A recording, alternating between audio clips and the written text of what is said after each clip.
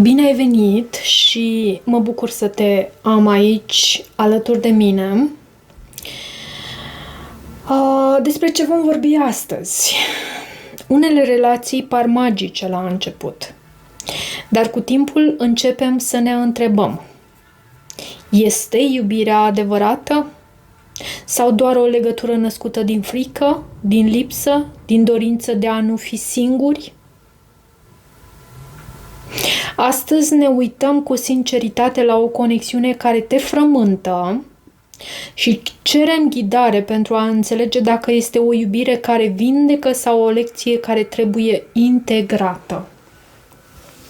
Și hai să vedem. Este o iubire care vindecă sau este o lecție care trebuie integrată? Este această conexiune sufletească sau doar o atașare emoțională? Să descoperim răspunsul adevărat pentru această conexiune pe care tu o ai cu această persoană și care pe tine te frământă. Este aceasta o conexiune sufletească sau doar o atașare emoțională? E și cu bătăi de cap. E și cu bătăi de cap. Ce simți tu cu adevărat în această relație? Ce simți tu cu 3 de bâte? Văd o așteptare, văd faptul că îți dorești creștere, că îți dorești expansiune, că îți dorești un suflet pereche, că îți dorești armonie.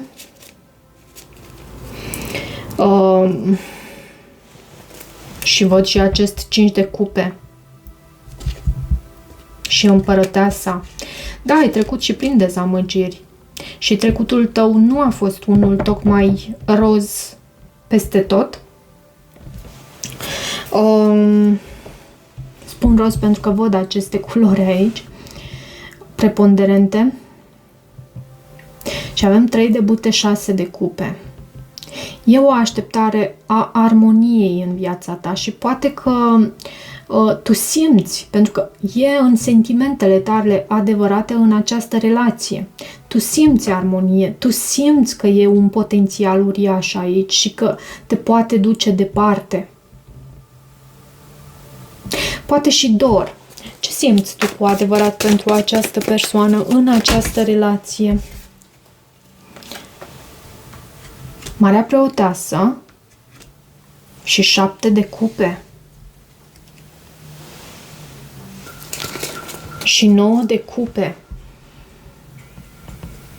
Marea Preoteasă este o persoană extrem de intuitivă care știe să dea volumul încet la acele zgomote din mental, din creierul nostru, din mintea noastră.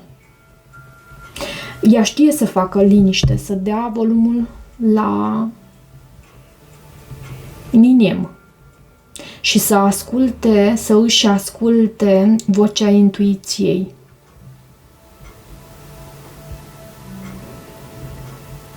Și cu acest 7 de cupe, poate că în anumite momente ai ezitat în trecutul tău, însă nu acum, pentru că ai Marea Preoteasă, tu deții un adevăr aici. În sentimentele tale din această relație, tu deții un anume adevăr și știi calea pe care vrei să pășești în continuare. Eu nu văd confuzia aici cu acest 7 de cupe. Pentru că avem această Mare Preoteasă aici. Da, tu vezi potențialul în această relație și vezi că te poate duce departe.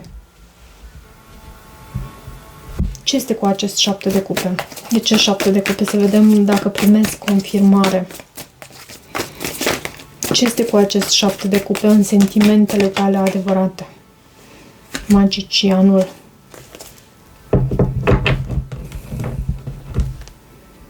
Și regele de spade.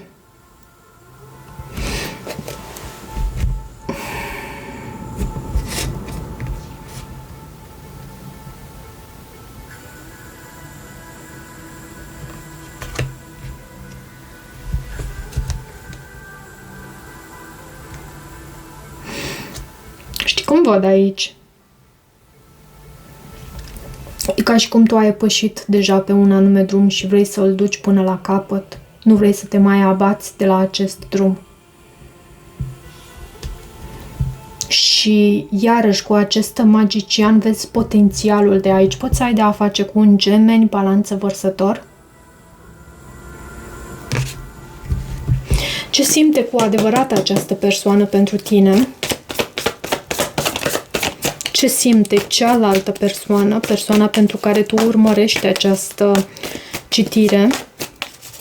Ce simte cealaltă persoană?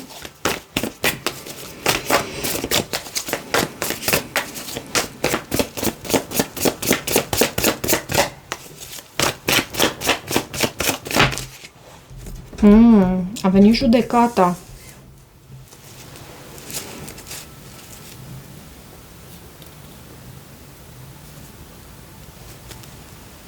Judecata este energia scorpionică care vine cu transformare. Nu neapărat în acest caz, pentru că până la urmă judecata vorbește despre alte lucruri de fapt. Judecata vorbește despre ascensiune, despre a-ți ridica vibrația, despre o trezire spirituală. Este o carte a adevărului.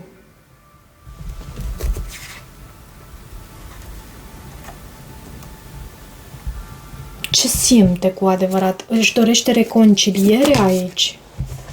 Ce simte cu adevărat această persoană? 5 de bâte.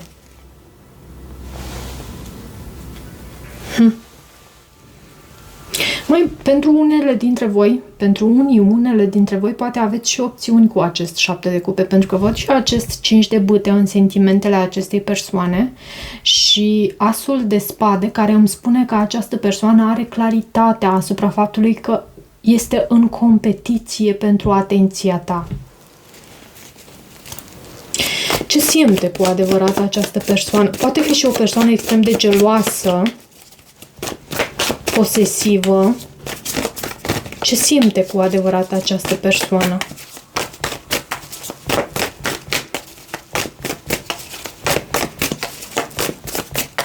Dar, sincer, eu nu aș pune atât de mult accent pe opțiunile pe care tu le-ai avea în acest moment și am încredere în sentimentul meu de la început. Precum că tu ai pășit pe o anume cale și vrei să o duci până la capăt. Orice ar fi. Cavalerul de bâte. În sentimentele adevărate ale acestei persoane, cavalerul de bâte poate să anunțe faptul că și regele de cupe, după cum vezi aici, la baza pachetului. Dar acest cavaler de bâte anunță faptul că această persoană este extrem de atrasă de tine și vine cu pasiune înspre tine, dar este și o persoană diplomată cu acest rege de cupe și echilibrată, diplomată.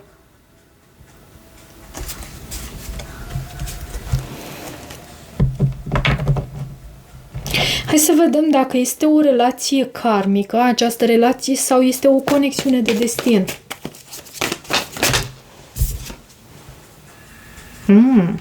Luna.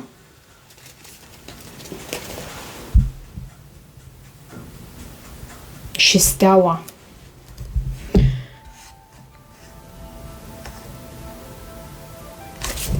Este o relație karmică sau este o conexiune de destin? Ce fel de relație este aceasta a ta?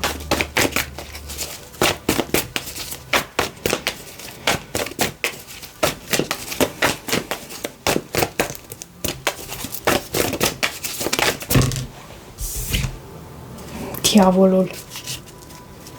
Și 3 de spade.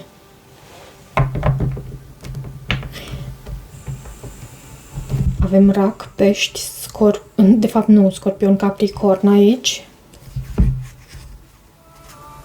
Mai nu știu la cine te-ai gândit tu, dar aveam sentimentul inițial, pentru că văzusem acea carte steaua, că este de fapt o conexiune sufletească. Dar cu aceste cărți în această Asociere, nu mai cred același lucru. Ce fel de relație este aceasta? Este o relație karmică sau este o conexiune de destin? Este o... roata norocului. Ok. Poate că începuturile acestei relații au fost destul de dificile și nu mă refer la începutul acela început în care de-abia v-ați cunoscut și v-ați îndrăgostit unul de celălalt, ci atunci când ați înaintat deja în această relație, poate în primii 5 ani, pentru cei care vă cunoașteți de ceva timp, sau urmează să fie ceva cu tentație, cu toxicitate, însă roata norocului anunță faptul că este o conexiune sufletească, conexiune de destin. Ce ai tu nevoie să înveți de aici? Și vine și cu schimbare. Roata norocului. Și vezi tu, avem 3 arcane majore. Am avut emoții aici, sincer.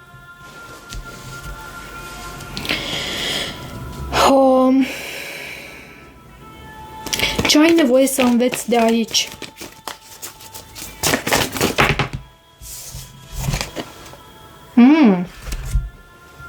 A venit 10 de monede și 4 de bâte întors și pajul de cupe. Un copil poate fi important aici sau...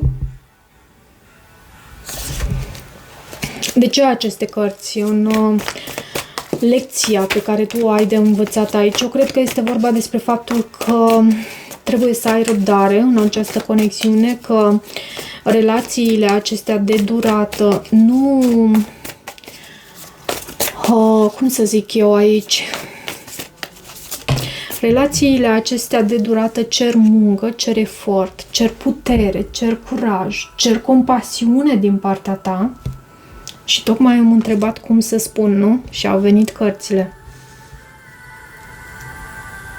Și pentru a aduce aceste cărți care vorbesc de stabilitate și despre o familie tradițională, poate chiar pentru unii dintre voi, despre aceste cărți duc cel mai mult cu gândul la stabilitate, la încredere unul în celălalt, la petrecere, la bucurie, la sărbătoare, la a petrece timp frumos și de calitate împreună.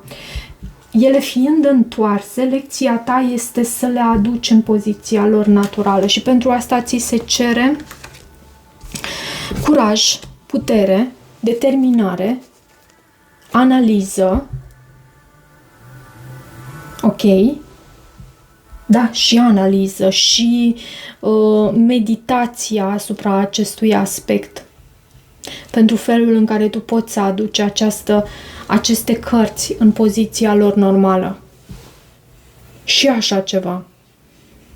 Trebuie și un plan pe care poți să îl schimbi în timp.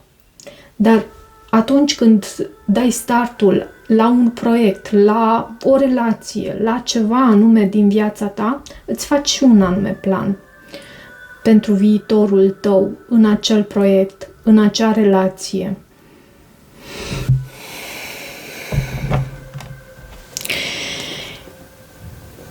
Este potrivit să continui în această relație sau să te eliberezi?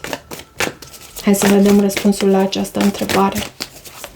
Este potrivit să continui în această relație sau să te eliberezi?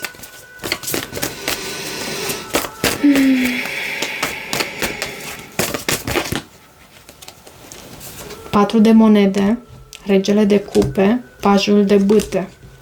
Repet, s-ar putea să citesc pentru persoane care deja au și un copil. Eu cred că deja răspunsul este unul clar aici. Să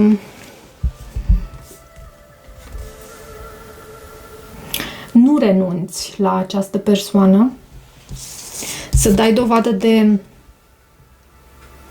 diplomație, poate chiar ai tu de a face cu un semn de apă, un rac, un scorpion, un pești, dar să dai dovadă de echilibru, de diplomație, de maturitate emoțională. Poate există și un copil, așa cum am spus, cu acest paș de bâte, sau vorbește despre potențialul acestei conexiuni de a ajunge undeva departe și de a aduce și... Da, văd și anumite lecții aici de învățat și văd și lecția iertării, iarăși, de învățat în această conexiune. Pentru că avem și 3-ul de spade și tocmai că este asociat cu asul de cupe. Asul de cupe care vorbește despre a menține inima deschisă, de a menține acest centru energetic cât mai mult deschis posibil pentru tine. 2 de monede, 3 de cupe și 6 de bâte.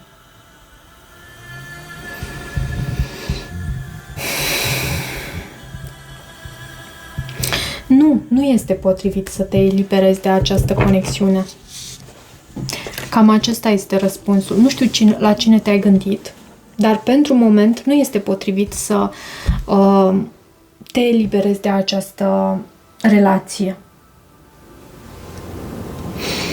Hai să văd și zarurile ce au să vă transmită. Și uite, îmi dau seama că a rămas cardul pentru fecioară, dar să știți că acum îl strâng. Da, m-am zăpăcit.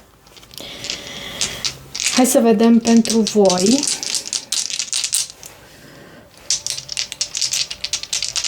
Ce sfat avem pentru voi aici? Casa a 5-a. Știi cum? Nodul nord. Poate această persoană și balanță. Poate această persoană face parte din calea ta de destin.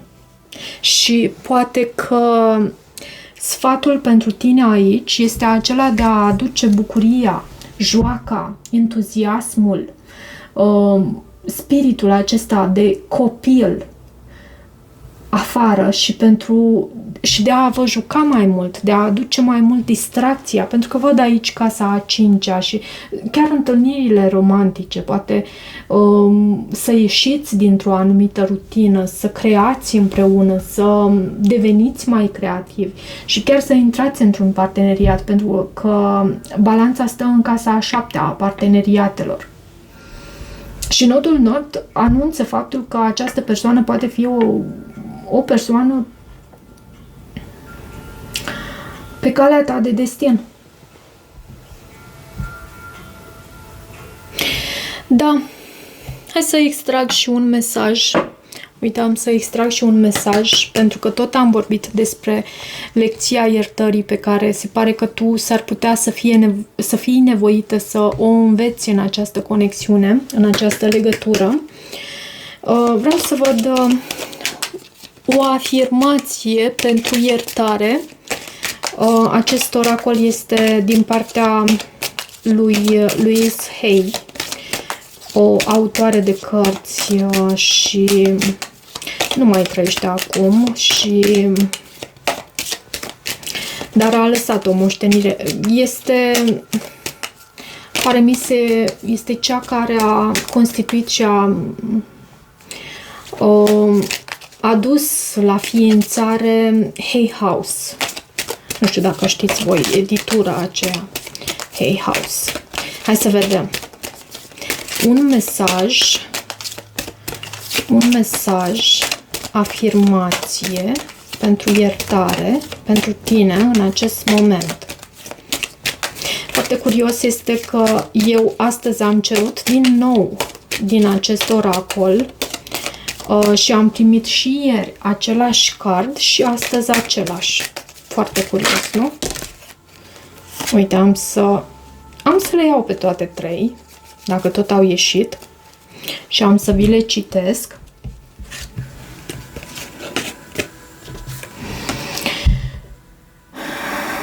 Nu pot schimba pe nimeni, îi las pe ceilalți să fie cine sunt și mă iubesc așa cum sunt.